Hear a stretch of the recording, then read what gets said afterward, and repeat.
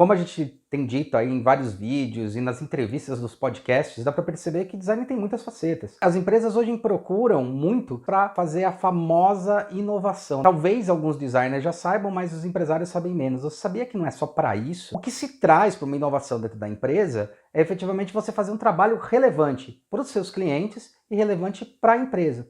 Quando eu falo os clientes dos meus clientes, né? Os consumidores, as pessoas que vão tangibilizar aquele projeto que tem. Aqui na Atom Studios, a gente usa um método de pensamento, um método projetual, que a gente batizou de inteligência de produção. É uma das poucas empresas no país que é dedicada a pegar uma ideia que está ainda no mundo do imaterial, né? E tangibilizar isso, simplesmente só fazendo desenho. É tangibilizar realmente produzindo a peça para ser fabricada. A gente costuma dizer que a gente trabalha entre o artista e o engenheiro. A gente está ali no meio, fazendo a comunicação entre as duas pontas. Então eu vou dar um exemplo aqui de um produto que a gente tem, que é essa cabecinha aqui do Stormtrooper, tá? E mostrar como é que foi feita toda essa lógica de pensamento, ok? A questão é muito mais complexa, muito mais ampla, e você precisa do serviço da gente para fazer isso daí realmente funcionar. Quer saber como é que a gente faz isso? Então fica até o final do vídeo, você vai entender ponto a ponto do que a gente faz. Não se esqueça de se inscrever no canal, dar joinha, que é importantíssimo pra gente, e acompanha a gente nos podcasts. Roda a vinheta. Maná, maná. Maná, maná. Maná, maná. Olá, meu nome é Huck Janelli, sou professor universitário, design de produto, sócio criativo da Atom Studios e bem-vindos a mais um vídeo do canal. É verdade, de certa forma, que o designer ele pode fazer tudo. Fazer tudo não é simplesmente falar que você sabe fazer tudo, é entender o projeto, as necessidades deste projeto, você tem que ser muito bom na parte estratégica. E isso a gente tem orgulho de falar que a gente consegue organizar, estruturar, alinhar qualquer projeto que caia na mão, independente de qualquer produto que a gente faça. É só que tem um core business, que é um core business especial da Atom Studios, quando a gente olha sobre a ótica de ser uma das poucas empresas, ou talvez a única no Brasil, que realmente pega uma ideia, um conceito de qualquer tipo e coloca isso num chão de fábrica, numa especialização de produção. Não é simplesmente só entender sobre os processos de fabricação, mas também tem que ter um entendimento do projeto em si, da onde o projeto partiu e para onde o projeto quer chegar. Nunca se pode perder a ideia de que um produto, ele vai chegar no seu consumidor final. Ele tem que ser apreciado por esse consumidor. Dentro desse core, a gente vem trabalhando muito com uma área que é a área de itens promocionais, para cinema e essas coisas. Aqui atrás de mim, tem alguns produtos que a gente realizou. O Thanos aqui, o Homem-Formiga, Deadpool, a patinha do Rei Leão, o Pé Pequeno. E aqui em cima um que a gente vai discutir hoje, né? Que é o copo do Stormtrooper, esse Red Stormtrooper. A gente fez o Red e o White, né? O branco e o vermelho do Stormtrooper. Portanto, esse vídeo vai explicar como é que é a nossa famosa inteligência de produção. Como é que a gente faz isso daqui se tornar relevante e realmente uma pessoa colocar na estante. Eu, como fã de Star Wars e fã de quadrinhos, eu entendo a importância de você ter um produto relevante, um produto que realmente as pessoas queiram guardar. Então chega pra gente um conceito de uma agência de publicidade, de uma outra agência de design, alguma empresa que trabalha, já tem como no seu leque de clientes algumas grandes marcas. Por exemplo, Cinemark, Cinépolis e assim por diante. Essas empresas pedem para essas agências fazerem toda a campanha, né? Então, às vezes é desenho do produto, com o banner, com a divulgação, com um monte de coisa, para poder promover o filme que vai ser lançado. As agências elas desenvolvem o conceito, a ideia conceitual disso. Muitas dessas empresas têm sim um desenho 3D feito, um modelador muito bom fazendo um desenho 3D, dessa peça, né? Então ele vai lá e modela o desenho 3D e o cliente aprova. Aí a maioria das pessoas acha que pega aquilo lá e bota para fabricação. Só que daí chega na empresa que produz, que vai fabricar esse produto, ele começa a falar, olha, tal coisa não dá para ser feita, tal coisa tem um problema, tal coisa não dá para ser produzida. O que viabiliza, assim, 90% dos projetos. Quando a gente fala de viabilizar, é que tem que ter tanta mudança que, por um lado, a agência contratou, né? A agência que tem a conta, às vezes ela não tem pessoas especializadas para fazer esse tipo de ação. Ou seja, não adianta só modelar muito bem em 3D. O truque não é a modelagem em 3D em si, é entender como eu posso fazer essa modelagem ser produtiva. E daí, a maioria dessas indústrias conhecem o nosso trabalho, o trabalho da Atom Studios, e hoje em dia as agências também conhecem, porque elas pedem muitas vezes para a gente fazer isso. Às vezes é simplesmente sentar e fazer uma análise de um desenho que eles têm para ver se é possível produzir. E essas empresas muitas vezes falam, olha, tem uma pessoa que pode pegar esse conceito e transformar em produtivo num tempo recorde e com assertividade. Eles indicam a gente e a gente usa a técnica da inteligência de produção. É você aliar várias pontas, desde o conceito, o que é, a agência de marketing que precisa, ao consumidor, ao desejo do consumidor, junto com a produção e a melhor forma de se produzir, né? Ao contrário do que muita gente acredita, desenhar um produto final não é simplesmente você desenhar ele no 3D. Você tem que entender onde vai ser fabricado, de que maneira vai ser fabricado, de que forma vai ser fabricado. Existem ajustes e modificações nas peças e você tem que ter muita inteligência para fazer essa modificação. E é o trabalho que a gente faz. A gente está aqui com o produtinho que a gente fez, né, que foi feito como brinde pro último Star Wars que lançou, Ascensão Skywalker. Isso aqui foi modelado pela gente em 3D, faz lá todo o processo de modelagem, alinhamento, detalhamento de tudo isso, para entregar o desenho adequado para fazer o molde para a produção. Quais são os pontos, né, que a gente analisa quando vai fazer esse desenho em 3D? Bom, primeiro uma coisa que eu sempre falo, que hoje em dia a gente não faz mais aquele de desenho técnico à mão, mas piorou um pouquinho mais, né? A gente tem que fazer um desenho técnico que é em 3D, ou seja, pensar em todos os lados, em todas as facetas. Foi vendido, foram dois modelos que tem, que é o modelo do Stormtrooper vermelho, que é esse aqui que está na minha mão, que é o que a gente vai analisar hoje, e o modelo do Stormtrooper branco. A gente pega um outro dia para mostrar, mas os dois são bem semelhantes. A partir do momento que a agência desenhou, então ele pegou, desenhou e conceituou essa peça. O que a gente faz? Ele determina, olha, qual copo, qual o tamanho da peça, né? Dá pra ver que ela é bem grande, né? Qual o tamanho dessa peça, né? Onde tem um canudinho e tal. Aí a gente pega essa peça e muitas vezes, quando o modelador faz, ele não leva em consideração algumas coisas, ele leva em consideração mais a parte artística, né? Geralmente se modela isso ou no Maya ou no ZBrush, né? ZBrush é mais normal ter. Então essas agências têm um cara que modela e às vezes modela muito bem. Então a peça sai bonitinha, perfeita. Essa modelagem serve pra gente como uma referência. Então a gente pega assim, ela como referência muito boa e também chega muito mais perto do produto, né? Melhor do que ter às vezes só uma imagem, um desenho, você tem um desenho 3D, você chega mais perto do que vai ser o produto para apresentar para o cliente. E daí a gente pega essa peça e começa a fazer uma parte de desenvolvimento. Quais são os pontos? Então o primeiro ponto, né? Pegando aqui de lado, esse copo ele é um exemplo muito bom. Ele é o que a gente pode chamar de black box. São aquelas peças que já são standard. Então, por exemplo, quando eles falam, ó, vou fazer um copo de 700 ml, as empresas que produzem já têm esses copos, o que já tem ferramental, o custo dele é muito mais baixo, né? Porque produz para várias empresas, para várias coisas, vários brindes promocionais, então ele já tem tudo isso aqui preparado. O que consiste simplesmente em ele passar qual vai ser a área de rotulagem disso, né? Do label, a gente fala desse label, e daí as agências elas preparam essa arte e você vem e aplica a arte.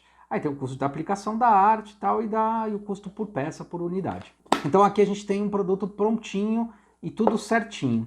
E aí é que pega a principal diferença entre o projeto gráfico e o projeto de produto, né? O gráfico ele vai trabalhar sobre essa superfície, sobre esse alinhamento, entendendo que tem sim um produto, como é que eu vou pegar, como é que eu vou observar, quais são os tamanhos. Ele é superficial o trabalho, né? Superficial é uma questão de superfície, não de simples, tá? Por favor, que é um trabalho complexo, entender como é que a label vai ser colocada, entender a deformação que tem o desenho, porque alguns têm deformação, e daí você tem que ajustar, é um trabalho bem complexo, tá? E eles preparam isso, ok. Aí eles têm o desenho 3D lá da peça deles, né? E falam, olha, eu quero produzir, então eu quero que isso aqui seja aqui na tampa e venha junto com o copo, para ficar bonitinho para a pessoa beber. Bom, qual começam a ser as questões? Primeiro que para se produzir alguma coisa, você tem que entender aonde vai produzir. Nesse caso, a gente produziu em injeção, tá? Foi produzido em injeção. Então, aí a gente definiu, qual foi a primeira coisa que a gente definiu? Qual ia ser o ponto de corte, né? O ponto de injeção disso daqui. Porque não daria para fazer numa peça só, tipo, vir aqui de baixo, né? Fazer uma peça e depois um outro molde por cima, como se fizesse um molde dividido aqui. Porque tinha muito ângulo negativo. Ó, isso aqui está negativo, isso aqui está negativo, aqui está. Por que que não daria? Porque essa peça ela realmente curva aqui e fecha. Se não tivesse essa curvatura aqui, ó, a peça ia perder característica. Então era importante ter essa curvatura. Então aqui era um lugar que já não dava. Qual é o próximo ponto para se partir? Bom, ou a gente divide ele por aqui, ou a gente divide ele por aqui. Se a gente dividir por essa metade, como a extração vai ser para cá, a gente tem um problema que talvez perca muito detalhe, e a pessoa vai ver mais a parte da frente, o usuário vai ver isso daqui e isso daqui. São as partes mais relevantes com mais detalhes, mais níveis de detalhe. E aqui é secundário. Então, a gente decidiu, no final das contas, dividir nessa parte. Sim, isso é uma tomada de decisão na hora da produção. Então, a gente senta e decide. Isso já é um primeiro ponto. Sabendo que era aqui, então a gente já sabia que essa peça ia ser dividida na metade. Certo? Bom, para baratear também e facilitar, tem algumas formas de você fazer as duas peças, depois encaixar ela e fazer uma soldagem ultrassônica, que ia grudar isso aqui para sempre. Só que é mais o processo e é caro. Então, uma outra decisão que foi tomada ao analisar é se fazer encaixado, que ia ser mais fácil a produção. Ou seja, eu pego uma peça, outra peça e encaixo uma na outra, tá? Então essa foi uma outra decisão que foi tomada para a produção, para facilitar e não ter aquele problema, tipo, pega uma peça, pega a outra, encaixa e faz uma soldagem aqui ultrassônica que vai soldar, vai colar isso daqui, tá? Que nesse caso poderia ser feito sim, ele só vai encaixar daqui, eu não preciso ir abrindo esse componente. Com essas duas etapas decididas, a gente resolveu então pegar a modelagem, pegar a peça e começar a modelar. Tanto com as referências quanto com a modelagem em si que já tinha, né? A modelagem 3D que eu comentei. Nesse caso a gente tinha até uma modelagem que ela estava muito mais parecida à artística, ou seja, com a cabeça do Stormtrooper realmente bonitinho, né? Mas tinha um monte de problema de ângulo de saída, um monte de problema. Então, se a gente olha, vamos olhar peças independentes. Se a gente olha essa peça, a gente tem aqui um molde que tem a fêmea, que sai daqui, e o macho, que sai aqui de dentro. Quando a gente olha isso daqui, a gente via que tinha os problemas de extração aqui na lateral. Porque no Stormtrooper, realmente, quando você encaixa as duas peças, você vai observar que aqui, por exemplo, aqui tem um exemplo, é o melhor exemplo que tem nessa peça. Tem exemplo que aqui, esse desenho, ele vem, aí ele afunda e entra. Só que não dava para fazer afundar, porque não tinha como fazer ferramenta para isso. Fora que para fazer isso a gente tinha que fazer uma outra ferramenta, né? Um desenho de uma ferramenta, que é a partição do molde, que ia ter um bico aqui, né? Então não ia ter o fechamento aqui, ia ter um bico. Tendo esse bico aqui, essa ferramenta fica delicada. A gente até fez uma aqui, ó, tá? Porque aqui não teve como escapar de fazer alguma coisa assim, para pelo menos ter um rebaixado, porque não ia dar para rebaixar a peça vindo para cá, né? Ela ia bater, não ia dar para rebaixar. Aqui a gente já sacrificou um pouquinho mais, tá? Ela tem um rebaixozinho estético aqui e aqui, você pode sentir ele. Quando junta funciona muito bem, tá? Mas desse lado ia ter que ficar bem claro isso. Então a gente decidiu fazer até essa ferramenta com fechamento e tem uma proeminência aqui para cima, tá? O que foi tudo ok para a ferramenta, produção, a questão da produção. Outra coisa é que essas peças elas são usinadas com uma fresa com 3 eixos, X, Y e Z, para baixo e para cima. Então ela tem que ter também ângulo de fresagem para isso daqui, tá? Então isso também é outra coisa a pensar, então sempre tem que ter um ângulo positivo para fresar isso daqui. É uma questão a ser levada em conta. Então isso foi outra coisa. Vocês já viram que já começa a tornar-se complexo várias coisas. Todos os desenhos que você está vendo aqui, todos os gomos, todas as coisas que tem ângulo de extração. Então a peça ela tá assim, eu vou extrair uma parte para cá e uma parte para cá. Todos esses ângulos aqui têm ângulo de extração, todos, tá? Então quando a gente pensa qual é esse ângulo de extração, né? Então não adiantava fazer isso aqui meio que para baixo, fazendo um ângulo de extração errado, na hora que vai tirar não saca do molde. Aqui dá para ver bem mais claro isso, principalmente no olho dele, né? Se você olha o olho dele aqui, ó, essa parte, ela até era um pouquinho para baixo, só um pouquinho, né, no desenho. Mas a gente tem que fazer uma inclinação para cima positiva, tá? Uma inclinação que é quase imperceptível para que o molde pudesse sacar isso daqui com facilidade. Fora que tem outras coisas para injeção, você tem questão de fluxo de plástico. Então, é muito difícil, aqui, por exemplo, você não tem um ângulo, um raio tão grande como tem o capacete original, tá? O raio é bem pequenininho, mas a gente teve que aumentar esse raio para poder ter escoamento do material, né? Então isso também é uma coisa fundamental para que se funcione, tá? Então, essa peça, quando ela foi pensada, esse sistema de produção, ele pensa em tudo isso. O que a gente faz é pensar em cada elemento desse, em cada detalhe. Detalhe de, vai ter a pintura, então como é que a gente vai fazer a máscara de encosto? A gente tem esses buracos aqui, que é um negócio bem legal, né? esses buracos, eles são buracos na armadura, né? São buracos mais profundos. Só que aqui, se a gente fosse fazer buraco, oficialmente, nisso daqui, se a gente fosse fazer um buracão aqui, não ia ter a ferramenta, não ia sacar a ferramenta. Aí você pode falar, mas podia vir aqui por cima. Não, a ferramenta vai ser produzida para cá, porque senão tem que ter uma outra emenda, né? E lembre-se que aqui por baixo não era possível, ó, tem um ângulo negativo aqui.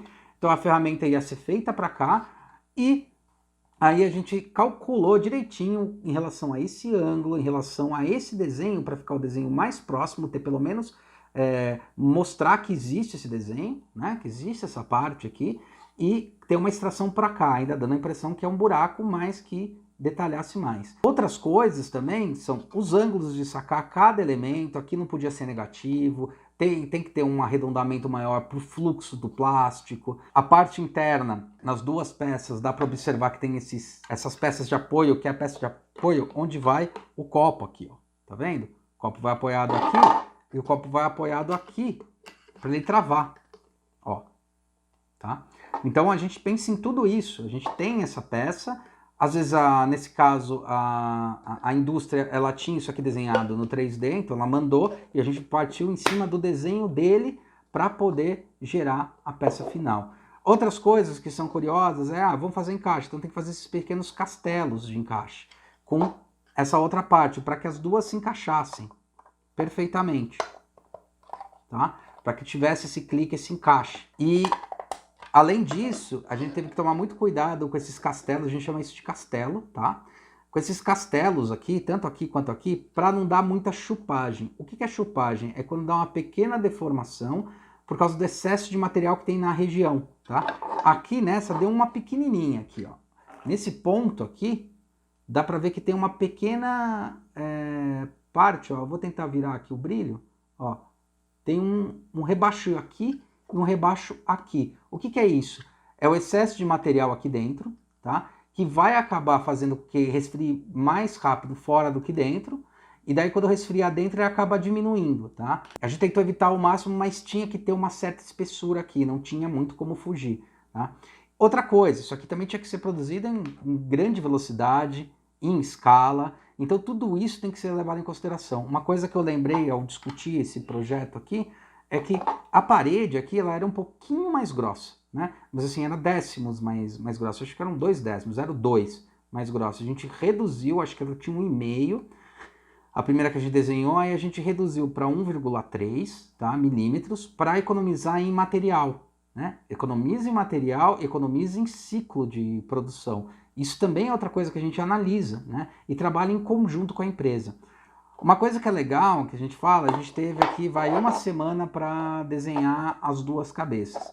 No fundo, a gente levou 2 semanas, mas a gente levou 2 semanas porque a gente atrasou? Não, porque como a gente trabalha com essa inteligência de produção e se alia às empresas que produzem, a gente sabe como elas produzem. Então a primeira coisa que a gente fez, que foi assim no segundo, terceiro dia, a gente determinou qual era o tamanho de cada peça, o tamanho tanto da frente, atrás, das 4 partes, né? Porque tem duas, tem essa vermelha e a branca, tem essa vermelha de trás e a branca de trás. São 2 desenhos diferentes. Então a gente determinou e passou para eles o tamanho desse bloco.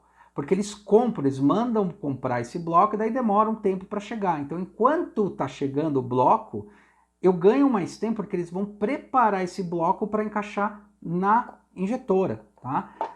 Porque o que acontece? A mesma coisa, o melhor paralelo é fazer igual impressora, né? Você tem o cartucho certinho para encaixar nas suas impressoras. Aqui é a mesma coisa, você tem um molde que tem que encaixar no porta-molde deles, então eles têm que preparar essa peça. Então é uma coisa que poderia ficar um tempo, eu corro por exemplo fazer um desenho, não presto atenção muito, ou não consigo trabalhar tantos detalhes, porque às vezes eu tenho uma semana para trabalhar 2 desenhos, entrego para eles, mas a partir dali eles iam começar a produzir um molde. O que acontece? Eles já começam antes, porque eu já passo as referências, eu ganho tempo e eles ganham tempo, tá? Porque eles não perdem o tempo para ajuste, porque eu estou ajustando, e eles ganham tempo porque eles já sabem o tamanho que vai ter. Como é que isso vai funcionar? Então isso são inteligências de produção, são formas que a gente pensa para poder produzir. Aqui também, ó, tá vendo? Tem umas pequenas ranhuras aqui, né? Não são ranhuras, são aletas, né? Para estruturar isso daqui, para que isso daqui não flete, né? E dê para funcionar. Então toda essa técnica foi usada em tudo, né? E quando a gente faz o desenho 3D, a gente está pensando exatamente nisso. Os ângulos de extração, ângulo de saída, Outra coisa muito importante é o cliente final ele ficar satisfeito com o que ele está recebendo, né? A gente descobre que ele está satisfeito e a gente está ganhando bastante repercussão, porque por mais que sejam peças brindes, né, a gente está tratando elas como peças de colecionador. Então a gente presta detalhe em todos os pontos e mexe em tudo que for possível, né? Tinha alguns detalhes aqui que a gente infelizmente não conseguiu colocar, eu tentei. Aqui tinha parafusinho que aparecia, mas não dava por causa do ângulo de extração, mas tinha os parafusos, eu tinha desenhado numa primeira peça, tentando solucionar. Aqui a solução foi inteligente sim, para conseguir fazer que isso aqui descesse, ainda desse a impressão dessa lateralzinha. O desenho da mudança de ângulo, cada ajuste de ângulo, cada elemento foi produzido. Então, dessa forma, foi produzido essa peça. Para vocês verem que não é simplesmente o desenho 3D, às vezes você tem um desenho 3D, às vezes até você tem um modelador espetacular que vai modelar isso daqui para você, né? E ele está mais na fase do artístico, ou seja, ele vai modelar perfeitamente, mas não dá para ser produzido. Então, a gente analisa tudo isso de um produto para ter certeza de como é produzido, de que maneira a gente vai produzir, o plástico, como ele vai se comportar e assim por diante. E a gente entrega o desenho 3D pro nosso produtor. Entregando esse desenho 3D pro cara, ele faz o projeto de molde, que daí sabe como é que vai ser injetado. Então ele se preocupa em fazer aquilo que ele é muito bom, projeto de molde. E ele chama a gente para fazer aquilo que a gente é bom, transformar uma ideia num produto produzível e que seja capaz de ser usinado e produzido da melhor forma e da forma mais eficiente possível. E é assim que se produz essa peça. Então é muito importante, espero que vocês tenham gostado do vídeo. Esse vídeo vale um like, que foi bem detalhado como é que a gente pensa, como é que a gente raciocina, e a gente vai começar a fazer isso com vários produtos que a gente produz aqui dentro, perfeito? Então obrigado por assistirem, valeu, não esquece de dar joinha, se inscreve no canal, ouça os nossos podcasts e até a próxima.